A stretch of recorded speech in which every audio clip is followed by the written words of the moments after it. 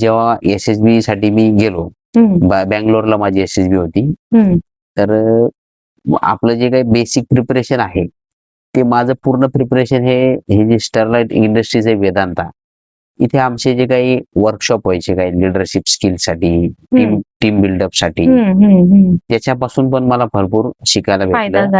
आणि ते सगळ्या गोष्टी मग मी त्या SSB मध्ये कशा इम्प्लिमेंट केल्या, त्या पद्धतीने तिथले जे काही GTOज असतात, ग्रुप टेस्टिंग ऑफिसर, सायकोलॉजिस्ट, त्यांनी मग पूर्ण असेसमेंट वगैरे केले.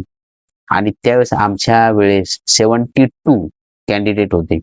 72 पैकी आम्ही फक्त 4 लोक आहेत जे फायनल सिलेक्ट झाले. आणि तो जो काही आनंद आहे सिलेक्ट होण्याचा, तो फार वेगळा असतो. कारण एकदा तुम्ही सिलेक्ट झाले, आता तुम्ही मेडिकल एक्झाम साठी तिथे थांबता. एक 8-10 दिवस असतात मेडिकलला.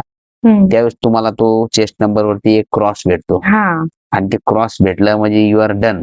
Now only medical is remaining. And then त्याच्यानंतर मग एक प्रोसेस असते की आमचे जे डॉक्युमेंट्स आहेत ते दिल्लीला जातात व्हेरिफिकेशनला.